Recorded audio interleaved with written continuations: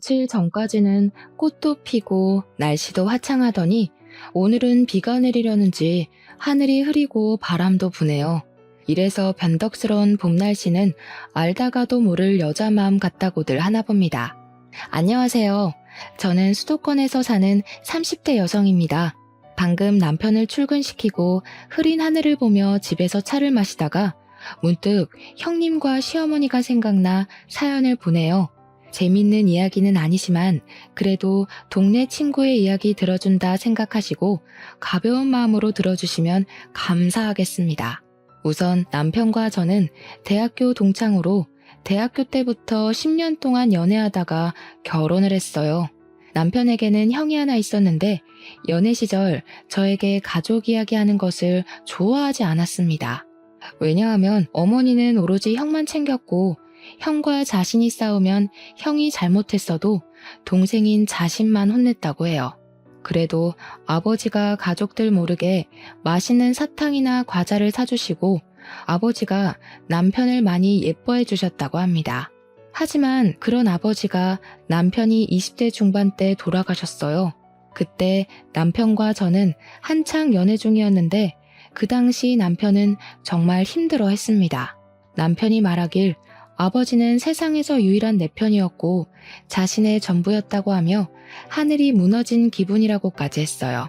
그런 남편을 보며 저는 제가 남편의 진짜 가족이 되어줘야겠다고 결심했고 그로부터 몇 년 뒤 우리는 결혼을 하게 되었습니다. 결혼 후 처음으로 시댁에 간 날이었어요.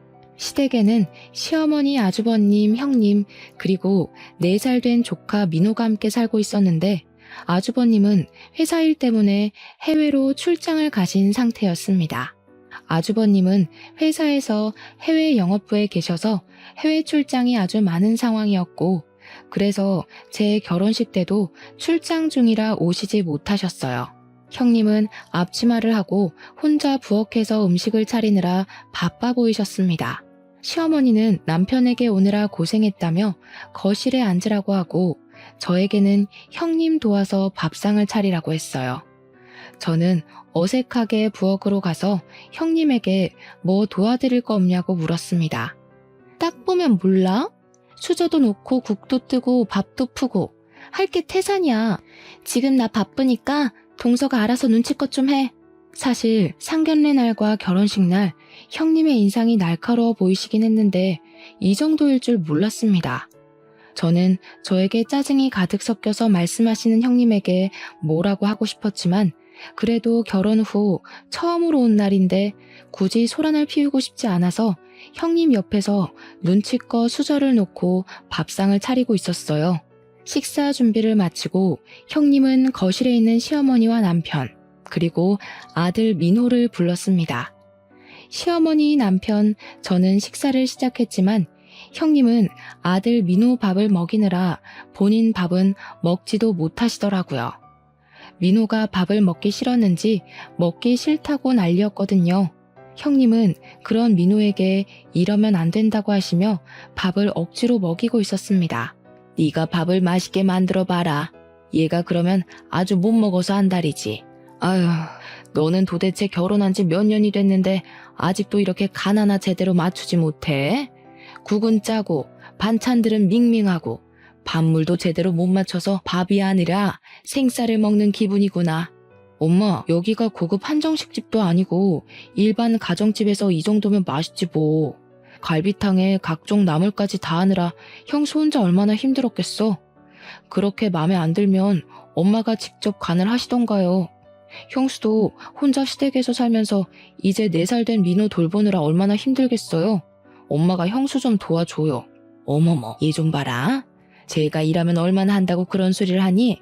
옛날처럼 냇가에서 직접 방망이 두드려가며 빨래를 하는 것도 아니고 아궁이 떼서 밥을 해야 하는 것도 아닌데 요새는 버튼만 누르면 따뜻한 물 나오고 밥은 밥통이 다 해주고 빨래는 세탁기가 다 해주는데 힘들긴 뭐가 힘들어?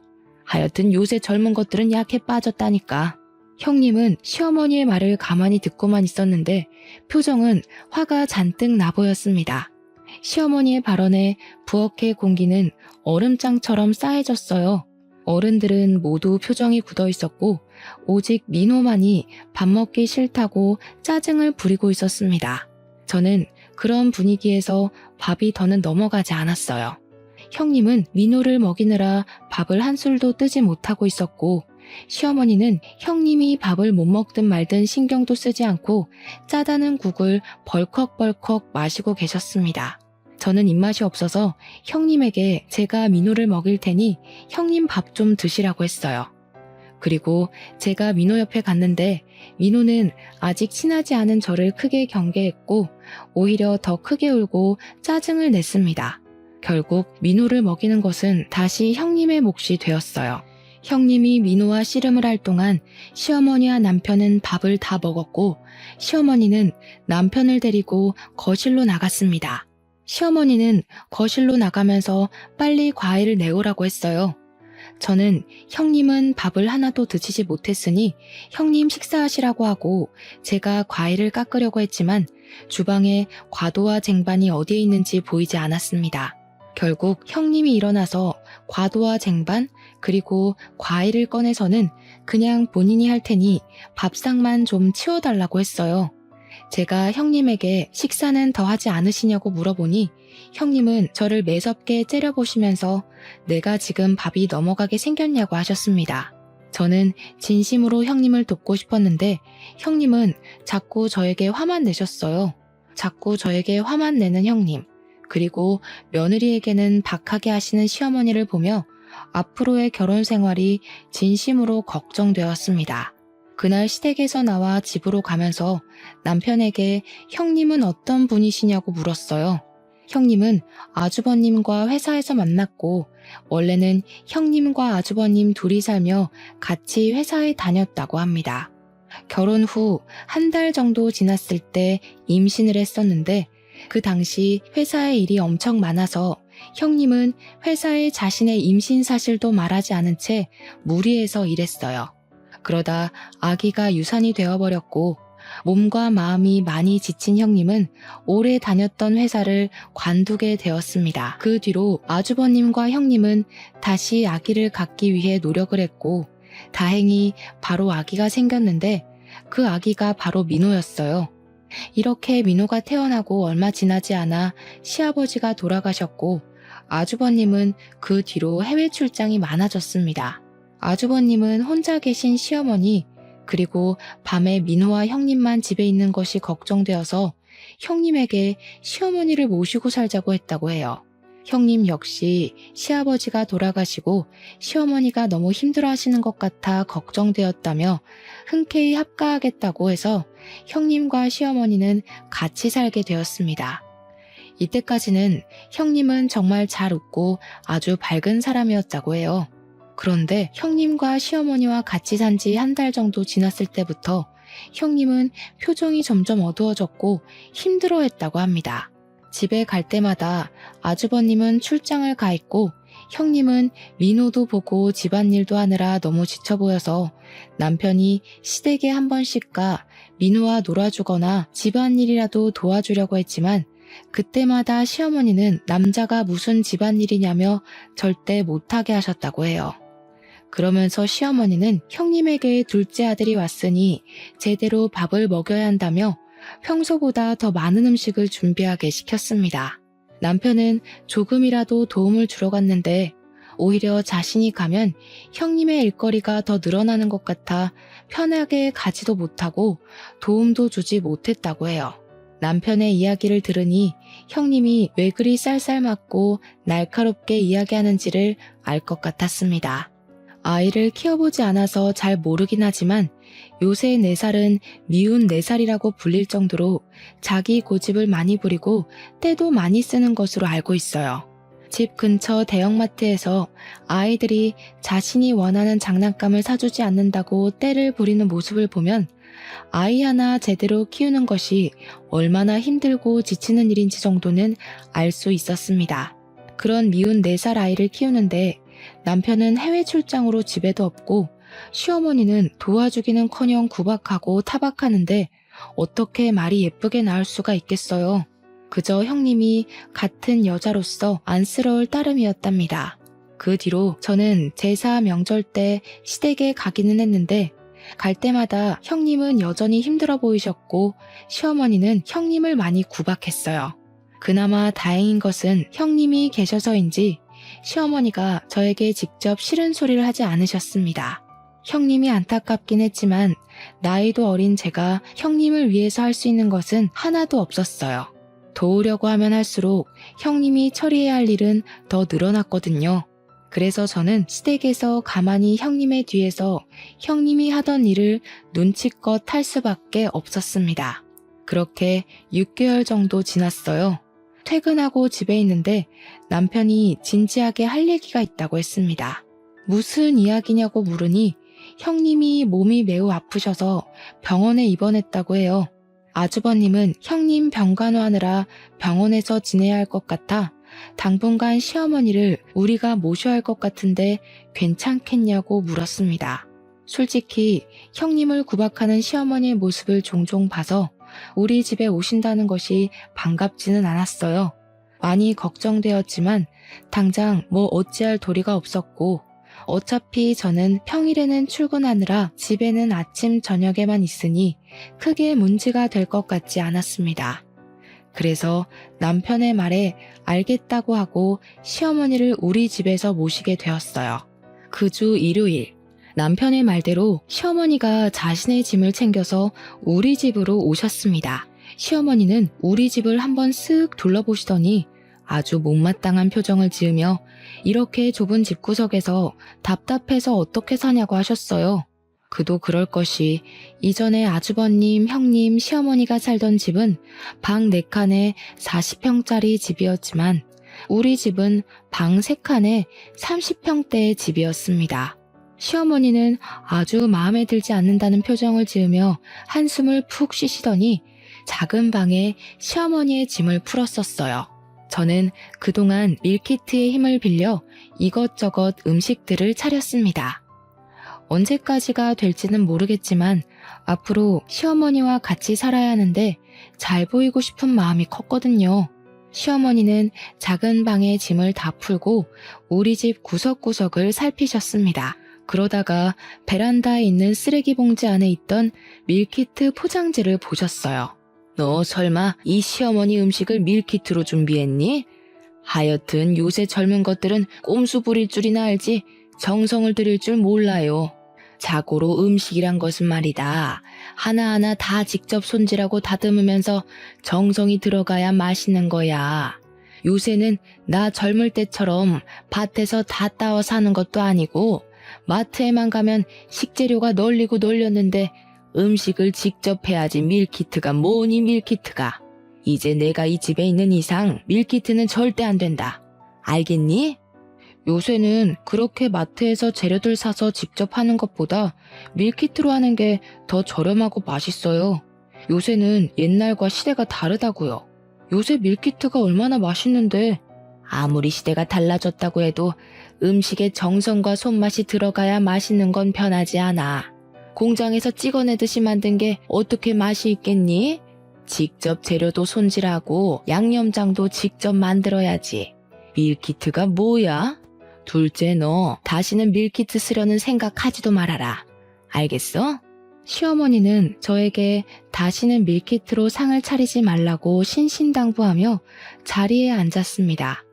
저는 시어머니가 그렇게까지 이야기해서 음식이 하나도 입에 맞지 않아 못 먹겠다고 하시는 건 아닐지 걱정했어요. 그런데 시어머니는 제가 밀키트로 준비한 밀푀유 나베와 갈비찜을 국물 하나 남기지 않고 다 드셨습니다. 이렇게 맛있게 드실 것이면서 왜 그리 밀키트는 질색팔색을 하시는지 이해가 잘 안 되었어요. 어찌됐든 맛있게 식사를 마치고 그날은 음식을 많이 준비해서 그릇이 좀 많이 나와서 남편이 설거지를 도와주려고 했습니다.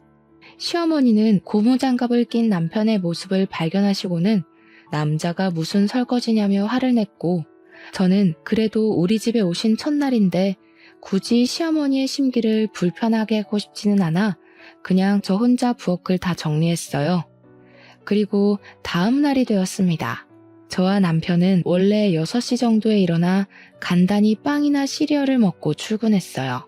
그런데 시어머니가 핸드폰 알람이 울리기도 전에 저를 깨우셨습니다. 너무 이른 시간인 것 같아 시계를 보니 아직 새벽 5시였어요. 겨울로 난 여자가 아직도 그렇게 잠을 자고 있어? 얼빠진 년 같으니라고 빨리 일어나서 밥 안 해? 5시밖에 안 됐는데 웬 밥이야. 그리고 희주도 회사에 출근해서 일해야 하니까 지금 자야 해. 괜히 희주 깨우지 말고 정 배고프면 엄마가 알아서 밥해 드세요. 우리는 빵이랑 시리얼 먹으면 되니까. 세상에나, 남자가 밖에서 일하는데 빵 쪼가리랑 배에 차지도 않는 시리얼을 먹이고 출근시키는 게 말이 되니? 기가 막혀서 말이 다 안 나오네. 그리고 아무리 여자가 밖에서 일한다고 해도 가족을 위해 아침밥은 당연히 차려야 하는 거 아니야? 김희주, 얼른 일어나. 어서 일어나서 밥하라고. 시어머니는 저에게 새벽 5시부터 일어나라고 난리를 치셨고 그 덕에 저는 잠이 다 깨버렸습니다. 시간도 남았고 잠이 깨버린 김에 밥이나 하자 싶어서 부엌으로 갔고 남편도 같이 하려고 부엌에 따라왔어요. 정훈이 너는 회사 가서 일해야 하니까 좀 더 자. 남자가 밖에서 일하려면 지금 푹 쉬어야지. 어머니, 저도 정훈 씨처럼 회사에서 일해요. 그런데 왜 저는 부엌에서 밥을 해야 해요? 네가 그깟 일 뭐 얼만큼이나 한다고? 나 때는 말이다. 옛날에 새벽부터 일어나서 지하수 길러오고 아궁이에 불 떼고 했어. 낮에는 밭일하고 밤에는 시부모 모시기까지 했다. 요새는 수도꼭지만 돌리면 물 나와. 아궁이에 불 뗄 일도 없는데 뭐가 그렇게 힘들다고. 그리고 네가 돈 벌어봤자지. 네가 정훈이보다 돈 더 많이 벌어와? 그럼 내가 인정해줄게. 그건 아니지만 요새같이 여자도 남자와 같이 맞벌이하는 시대에 여자만 집안일하고 부엌일하는 거 부당하다고 생각돼요. 어머니를 모시고 계시니 아침 식사는 차려드리겠지만 남편도 저와 같이 집안일 동등하게 하겠습니다. 저는 시어머니에게 제 생각을 이야기했고 시어머니는 어떻게 어른한테 그렇게 말대꾸를 할 수가 있냐며 버르장머리를 고쳐놔야겠다고 하셨습니다. 저는 앞으로의 날이 걱정되긴 했지만 그래도 처음부터 할 말은 제대로 하고 살아야 할 것 같다는 생각에 일부러 더 크게 이야기했어요. 제가 시어머니와 말다툼을 할 동안 밥은 다 되었고 일단 저는 밥을 차렸으나 밥맛이 없었습니다. 저는 시어머니와 남편 음식만 차리고 출근 준비해야 한다며 방으로 들어갔어요. 남편은 대충 밥을 먹고 방으로 와서는 미안하다고 자신이 더 잘하겠다고 했습니다. 분명 남편이 지금 최선을 다하고 있는 것은 아는데 괜히 남편이 미웠고 그저 이 상황이 짜증났어요. 저는 그런 남편에게 그냥 대충 알겠다고 하고 먼저 출근해버렸습니다. 그리고 그날 저녁 퇴근 후 집에 왔는데 집이 엉망진창이었어요. 오전에 음식을 먹은 그릇, 그리고 오후에 어머니 혼자 밥을 드신 그릇이 그대로 다 부엌에 쌓여 있었습니다. 화장실 앞에는 어머니가 사용하셨던 수건, 어머니의 옷과 속옷까지 널브러져 있었고 집은 먼지로 가득했습니다. 왔니? 빨리 와서 설거지하고 청소도 하고 저거 빨래도 좀 해라. 나 내일 입을 속옷 없으니 지금 당장 세탁기 돌려야 해. 아, 그리고 나 아직 저녁 안 먹었으니까 빨리 밥도 하고. 아유, 너 기다리다가 백가죽이 등가죽에 달라붙겠다. 그냥 너는 1시간 정도 일찍 나오면 안 되니? 여자가 바깥일 해봤자 뭐 얼마나 한다고. 솔직히 너 하나 없다고 회사 안 돌아가는 건 아닐 거 아니야. 그렇게 배고프시면 먼저 밥해서 드시지 그러셨어요. 그리고 속옷도 없으시면 어머니가 낮에 세탁기 돌리시면 될 텐데요. 내가 왜? 네가 있는데 내가 왜 밥을 하고 세탁기를 돌려? 잔말 말고 얼른 집안일 좀 해라. 청소도 좀 하고. 아주 집이 먼지투성이구나. 어휴, 집안일을 하는 것인지 마는 것인지. 시어머니는 퇴근하고 온 저에게 집안일을 시키셨습니다. 잠시 후 남편이 퇴근해서 집안 상태를 보고 깜짝 놀라 자신이 청소라도 하려고 했지만 시어머니는 바깥일 하고 온 사람이 어떻게 집안일을 하냐며 남편은 손 하나 움직이지 못하게 했어요. 저는 정말 속에서 천불이 났지만 이러다 말겠지 싶어 일단 참고 집안일을 했습니다. 그렇게 이틀이 지났어요. 새벽 5시부터 일어나 밥하고 퇴근하고 와서는 청소, 밀린 설거지, 빨래까지 하느라 밤 10시까지 쉴 틈이 없었습니다. 고작 이틀이었지만 너무 힘들고 회사에서도 일하다가 졸기까지 했어요. 그래서 그날은 퇴근하자마자 청소고 뭐고 아무것도 못하고 그냥 침대에 그대로 뻗었습니다. 퇴근한 제가 큰 방에 들어가서 나오지 않자 시어머니는 큰 방 문을 벌컥 열고 저를 깨워 얼른 일어나라고 했어요. 저는 이대로 가다가는 죽겠다 싶어서 시어머니한테 저도 일하고 와서 힘드니 오늘은 쉬겠다고 했습니다. 시어머니는 네가 뭐가 힘드냐고 큰소리 치셨고 그때 남편이 퇴근하고 집에 왔어요. 남편은 이 상황을 보고 희주가 몸이 10개도 아닌데 일하고 와서 집안일까지 하려면 얼마나 힘든지 엄마가 아느냐고 하자 시어머니는 이게 여자한테 홀라당 넘어가서 정신 나간 소리 한다며 예전에는 아픈 시부모 병시중도 들고 뗄감도 떼우고 밭일도 하고 집안일도 혼자 다 했다며 이 정도 해도 네 마누라 안 죽는다고 하셨습니다.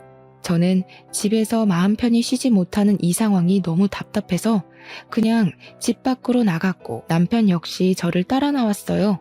제 뒤를 쫓아나가는 남편에게 시어머니는 멍청한 놈이라며 손가락질을 하셨습니다. 집 앞 공원에서 남편에게 도대체 형님은 어디가 얼마나 아프시길래 시어머니를 우리 집으로 보냈냐며 하소연을 했어요. 남편은 자기가 형한테 잘 말해서 대책을 마련해 보겠으니 조금만 기다려달라고 했습니다. 다음날 외근을 갔다가 차 타고 회사로 복귀하는 길에 시내에 있는 형님을 봤어요. 그런데 형님이 평소와는 다르게 예쁘게 차려입고 친구들로 보이는 사람들과 신나게 시내를 걷고 있습니다. 분명히 많이 아파서 시어머니도 우리 집으로 보냈는데 길에서 그러고 있는 모습을 보니 진짜 아픈 사람이 맞나 하는 생각이 들었어요. 저는 시어머니가 오신 뒤로 새벽 5시부터 일어나서 밥하고 퇴근하자마자 쉬지도 못하고 각종 집안일에 시달리고 있는데 형님은 친구들과 함께 아주 좋은 시간을 보내며 다니고 있더라고요. 그 모습을 본 저는 왠지 모르게 형님에게 배신감이 느껴지고 화가 났습니다. 그래서 그날 퇴근 후 저는 형님한테 전화해서 잠깐 만나자고 했어요. 형님은 지금 병원에 있어서 나가기 힘든데 무슨 일이냐고 하셨습니다. 저는 형님에게 거짓말하지 말라고 낮에 형님과 친구들과 시내에서 돌아다니시는 것 다 봤는데 무슨 병원이냐고 했어요. 형님은 못 믿겠으면 병원에 와보라며 형님이 계신 병원과 호수를 알려주었습니다. 그곳에 갔더니 형님이 오후와는 다르게 창백한 얼굴로 누워 계셨어요. 그렇게 누워있는 형님에게 차마 따지지는 못하겠고 어디가 얼마나 아프신지 물었습니다. 아주버님은 형님이 췌장암 말기라고 하며 내일부터 항암치료 들어가는데 치료 들어가기 전에 친구들이 병문안 와서 잠깐 시내에 나갔던 것이라고 했어요. 알고 보니 형님의 친구들이 암 진단 소식을 듣고 항암 치료를 시작하려면 머리카락이 많이 빠질 것이고 당분간은 외출도 하기 힘들 테니 본격적인 치료 전에 예쁜 옷을 입고 꾸미고 시내 구경하자 그래서 오후에 잠깐 나갔던 것이었습니다. 제가 너무 놀라서 당황해하자 아주버님은 잠깐 음료수를 사온다며 나가셨어요. 그전에는 제가 너무 흥분된 상태라 잘 몰랐는데 자세히 보니 형님은 황달기가 심해 보였고 눈 흰자위도 노랬습니다. 그런 형님을 보니 안쓰러웠고 괜히 눈물이 났어요. 울긴 왜 울어, 동서. 사실은 나 지금이 가장 행복해. 진호를 못 보는 것이 슬프기는 하지만 아무 생각 없이 지겨울 정도로 누워서 자고 시간 되면 알아서 밥도 나오고 남편도 출장도 미루고 항상 내 옆에 있으면서 너무 잘해줘. 무엇보다 어머니 잔소리 안 들어도 되고 말이야. 동서는 요새 힘들지? 내가 미안해. 형님의 말을 들으니 그동안 시어머니를 모시고 살면서 얼마나 힘들었으면 암에 걸린 지금이 가장 행복하다고 말할까 하는 생각이 들었습니다. 행복하다는 말 한마디에 그동안 힘들고 마음고생했던 모든 순간이 다 담긴 것 같아 눈물이 주체할 수 없을 정도로 펑펑 나왔어요. 저는 형님의 손을 잡고 그저 울었습니다. 그리고 형님과 이런저런 이야기를 나누다가 시간이 너무 오래된 것 같아 병원에서 나왔어요. 집으로 향하는 길에 이미 퇴근해서 집에 있는 남편에게 전화해서 형님의 상태를 말해줬습니다. 남편은 형이 말을 안 해줘서 몰랐다며 대충 아픈 것만 알았지 그 정도인 줄은 몰랐다고 했어요. 그러면서 형과 통화 한번 해봐야겠다고 하고 전화를 끊었고 저는 바로 집으로 향했습니다. 집에 갔더니 시어머니가 심술이 잔뜩 난 표정으로 거실에 있었어요. 지민이 그년이 어디가 어떻게 아프다니? 아니 젊은 년이 도대체 어디가 얼마나 아프길래 병원에 그리 누워있어? 하여튼 약해 빠져서 뭐 어디에 써먹을 수나 있겠니? 엄마 내가 이야기했잖아. 형수 지금 췌장암 걸렸다고. 암 환자한테 그게 할 소리야? 암? 옛날이야 죽을 병이지 요새는 약만 먹으면 다 나아. 얼마 전에 내 친구도 갑상선암 걸렸었는데 싹 다 나서는 이번에 중국으로 여행을 간다더라. 요새 같은 시대에 그깟 암 가지고 유세는? 시어머니는 아프다는 형님 걱정은커녕 오히려 약해 빠졌다고 더 크게 뭐라고 했습니다. 시어머니의 그런 뻔뻔한 모습을 보니 그동안 시어머니가 형님을 얼마나 못살게 굴었을지 상상이 갔어요. 그날 밤 저는 형님 생각에 너무 마음이 아파 울다가 잠이 들었습니다. 다음날 새벽 5시가 되니 어김없이 시어머니가 밥하라고 저를 깨웠어요. 하지만 저는 전날 너무 울어서인지 모르겠지만 일어나기가 너무 힘들었고 그 모습을 본 남편이 저에게는 더 잘하고 하며 자기가 하겠다고 부엌으로 갔습니다. 시어머니는 밖에서 일해야 하는 남자가 무슨 부엌에서 일하냐고 하시며 세상 말세라고 소리를 질러대셨습니다. 제발 좀 그만 좀 해요. 형수도 모자라 희주까지 병에 걸려야 속이 시원하시겠어요? 계속 그렇게 희주 괴롭히면 여기서 나가요 그냥. 이놈 보소. 내가 너를 어떻게 키웠는데 어떻게 엄마를 내쫓을 생각을 해? 네가 그러고도 인간이야? 엄마가 나를 어떻게 키웠는데? 나 차별하면서 키웠잖아. 항상 형 밥그릇에는 계란 프라이나 햄이 있었지만 나한테는 단 한 번도 없었어. 아버지 재산도 다 형한테만 주고 나한테는 돈 한 푼도 안 주셨으면서 나에게 무슨 대접을 받고 싶어서 이 난린데? 지금 많이 참고 있으니 더는 제발 희주 괴롭게 하지 마. 한 번만 더 이런 식으로 우리 괴롭게 하면 이 집에서 쫓아버릴 테니까 그럴 줄 알아요. 밥은 안 쳐놨으니 알아서 국 데워서 드세요. 희주는 밖에서 아침 먹을 거야. 희주야, 얼른 출근 준비해. 남편은 그동안 하지 못했던 말들을 다 내뱉고는 출근 준비한다고 방으로 들어왔습니다. 저는 일단 남편과 함께 출근 준비를 하고 평소보다 일찍 나와 집 근처 국밥집에 갔어요. 국밥을 먹으며 남편은 저에게 미안하지만 당장 어찌할 방법이 없으니 조금만 참아달라고 했습니다. 자기가 어떻게든 대책을 마련해 보겠다면서요. 그리고 자기도 우리 엄마가 이렇게까지 할 줄은 몰랐다며 눈물을 보이는데 남편이 짠하고 불쌍해 보였습니다. 그동안 저와 어머니 사이에서 얼마나 마음고생을 했는지 눈에 훤히 보이더라고요. 그런 남편을 봐서라도 저는 조금 더 참아보기로 했습니다. 그날은 퇴근하고 와보니 집이 정리되어 있었고 남편도 퇴근해 있었어요. 남편이 일부러 1시간 일찍 퇴근해서 집 청소를 하고 있었고 시어머니는 남편에게 왜 네가 이런 하찮은 일을 하냐며 집안일은 며느리 시키면 되니 하지 말라고 했습니다. 그러든 말든 남편은 혼자 청소하고 빨래하고 밥까지 해놨고 저는 제 생각을 해주는 남편에게 너무 고마웠어요. 그 뒤로도 시어머니는 새벽 5시에 저를 깨우기는 했지만 남편은 저와 함께 일어나 식사 준비를 하고 집안일도 했습니다. 물론 시어머니는 정말 못마땅해 했지만 남편이 계속 이러면 집에서 쫓아낼 것이라고 난리를 쳐서 그런지 가만히 계셨어요. 그리고 저는 시간이 날 때마다 형님 병원에 찾아갔습니다. 형님은 제가 갈 때마다 몸이 더 야위시고 힘들어 보였지만 제가 가면 반갑게 맞이해 주셨어요. 하루는 형님이 저에게 그동안 정말 미안하다고 하셨습니다.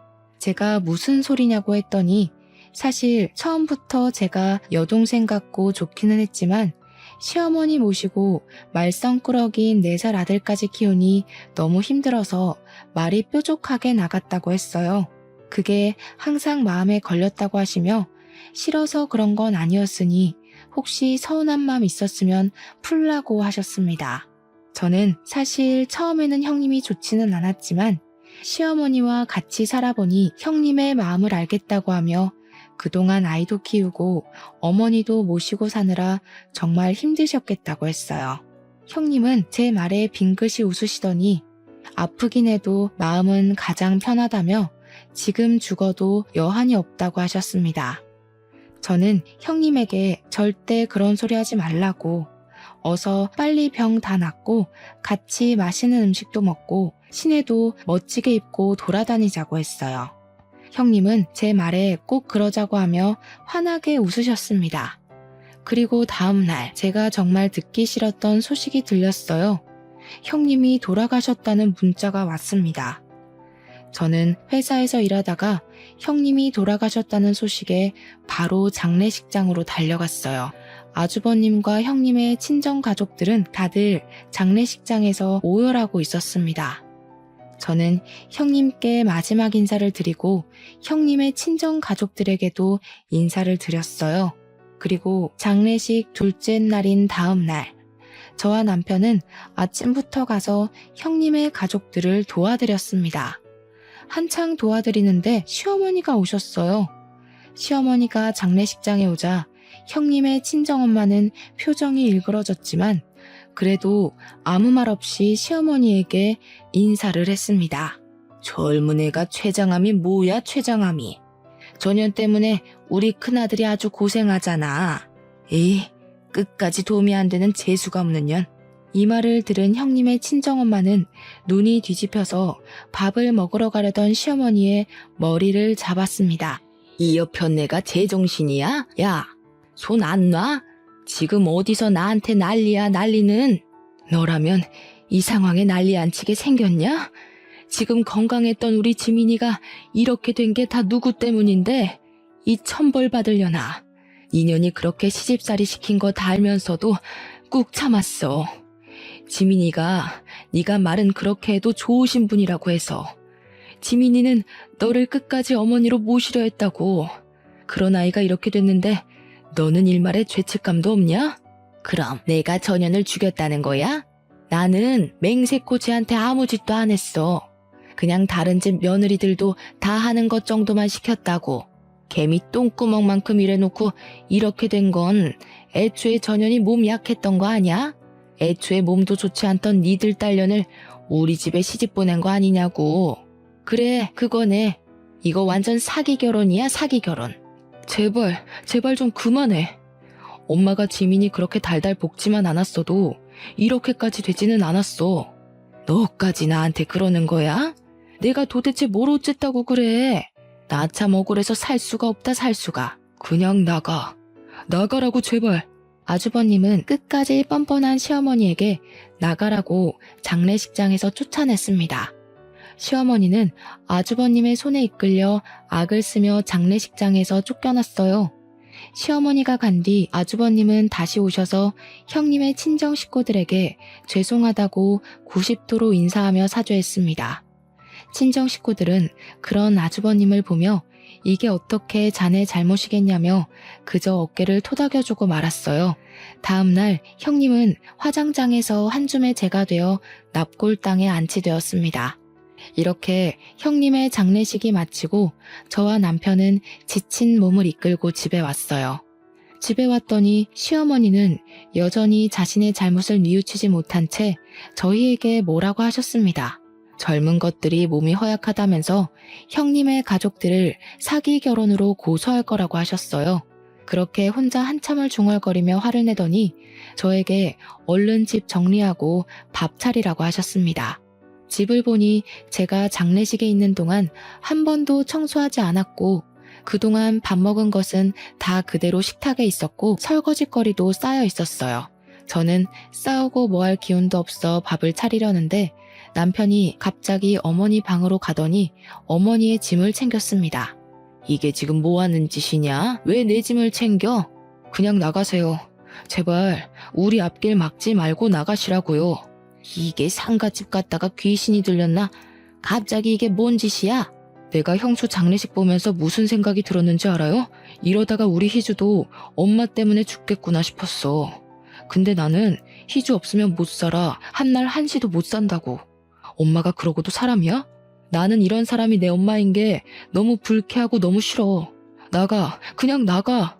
나 혼자 어디 가서 살라는 거야. 그게 말이 돼?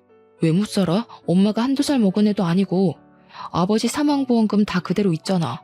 그 돈으로 월세방을 구하든 찜질방에 가든 알아서 하시라고요. 나는 엄마랑 같이 못 살아. 나가. 남편은 시어머니의 짐을 다 챙겨서 밖에 던져버리고 시어머니도 쫓아내버렸습니다. 네가 날 쫓아내면 갈 곳 없을 줄 아냐? 난 지훈이네 집에 가면 되지 뭐. 이제 2번 다시는 나 찾지 마라. 나도 너 내 아들로 생각 안 할 테니까 우리 연 끊고 살자. 시어머니는 끝까지 큰 소리 뻥뻥 치며 갔습니다. 남편은 혹시 다시 찾아올 수도 있으니 현관 비밀번호까지 바꾸자고 했어요. 그날 밤 저와 남편이 자고 있는데 누가 우리 집 현관문을 두드리고 도어록을 자꾸 눌렀습니다. 도둑인가 싶어서 남편을 깨워서 같이 나가보니 시어머니였어요. 시어머니가 아주버님 집으로 갔지만 아주버님 집에서도 쫓겨나서 다시 우리 집에 오신 것입니다. 시어머니는 문이 안 열리자 저에게 전화했어요. 전화를 받아보니 어떻게 나간 지 하루도 안 돼서 비밀번호를 바꾸냐며 너희들이 그러고도 사람이냐고 했습니다. 아까 영 끊고 살자고 한 게 누군데 하루도 못 가서 이렇게 찾아와요? 여기 있어도 절대 문 열 생각 없으니 엄마 혼자 알아서 방 구해서 사세요. 우리 집에 며느리년들이 잘못 들어와서 집에 재수가 없어졌어. 이래서 집에 사람은 잘 들어와야 하는데 큰 년은 비리비리해서 죽어버리고 작은 년은 어른 무서운 줄도 모르고 아유 내 팔자야 내 팔자야. 다시 지훈이네 집으로 가야겠다. 몹쓸 놈들. 너희들끼리 잘 먹고 잘 살아라. 시어머니는 다시 아주버님 집으로 간다고 했습니다. 그리고 몇 분 후 밖에서 끼쿵 소리가 들렸어요. 저와 남편은 뭔가 불길한 예감이 들어 나가보았습니다. 나가보니 아파트 단지 앞 큰 길가에 자동차 한 대가 서 있었고 시어머니가 길에 누워 계셨어요. 시어머니가 교통사고에 당한 것입니다. 우리는 깜짝 놀라 바로 119를 부르고 아주버님께도 연락했어요. 병원으로 간 시어머니는 수술을 받은 후 계속 의식 없이 누워 계시다가 이틀 만에 눈을 뜨셨습니다. 그런데 눈을 뜨자마자 하시는 소리가 누구세요? 였어요. 아주버님, 저 남편 모두를 못 알아보시고 시어머니 자신의 이름도 몰랐습니다. 의사 선생님의 말씀으로는 시어머니가 사고 때 머리를 다쳐 기억상실증에 걸렸다고 했어요. 시어머니는 충격으로 모든 것을 다 잃어버리신 것입니다. 의사 선생님은 경과를 지켜보자고 하며 일단 기억이 다시 돌아올 때까지 기다리자고 했어요. 하지만 2달이 지나도록 시어머니의 기억이 돌아오지 않았고 더는 병원에서도 딱히 할 것이 없어서 일단 우리 집으로 모셔왔습니다. 아주버님 집으로 갈까 했으나 아주버님은 해외 출장이 예정되어 있어 다시 우리 집에 오셨어요. 모든 기억을 잃은 시어머니는 예전과는 확연히 달랐습니다.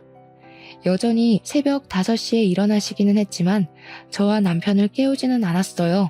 조용히 혼자 부엌에서 냉장고에 있는 음식들을 드셨습니다.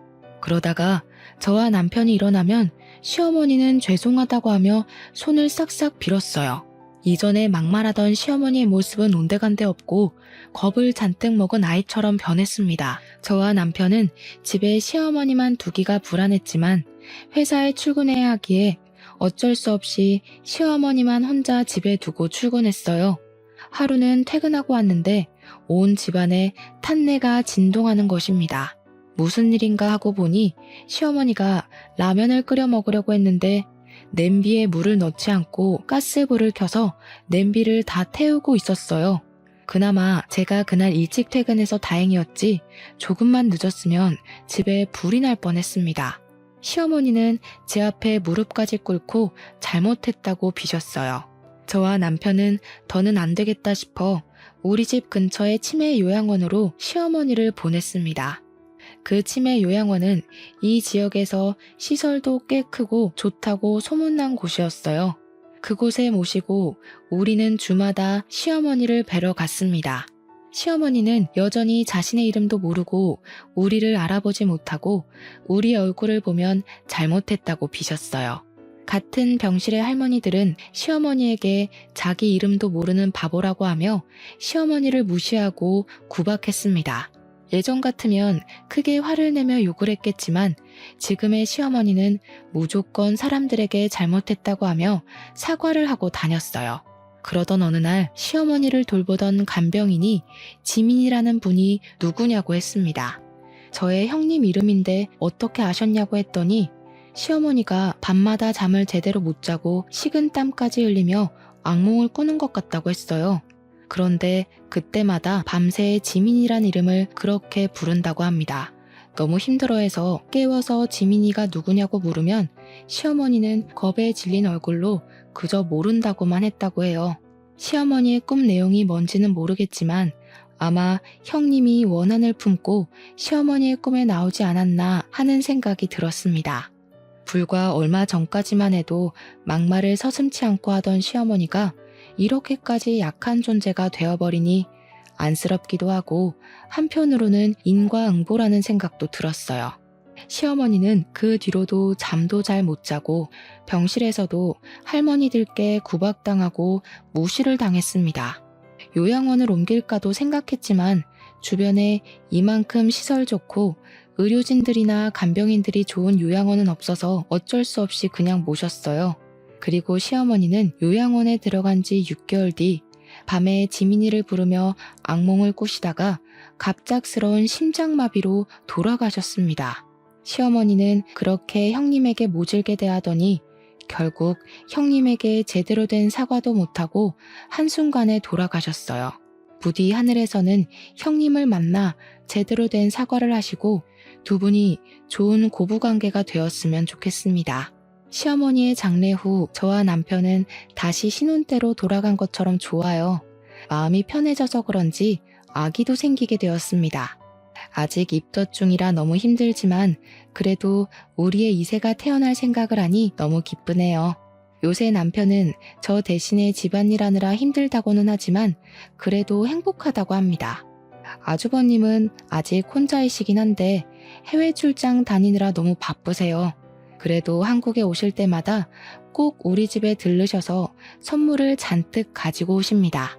시어머니가 돌아가신 후로 아주버님 남편 그리고 저는 서로 더 자주 연락하고 끈끈한 가족의 정을 나누고 있어요. 저에게 있어 시어머니는 정말 끔찍한 분이셨지만 그래도 그분으로 인해 이렇게 좋은 가족들이 생길 것 같기도 합니다. 그리고 형님 역시 처음에는 날카롭고 예민한 분으로 오해했지만 알고 보니 너무 좋은 분이셨어요. 형님이 하늘에서는 아프지 않고 항상 웃을 일만 가득하셨으면 좋겠습니다. 저의 사연은 여기까지입니다. 봄 날씨가 변덕스러워서 요새 감기 걸리시는 분이 많은 것 같아요. 다들 건강 조심하시고 날씨는 흐리지만 마음은 행복 가득한 날이 되시길 바랍니다. 들어주셔서 감사합니다.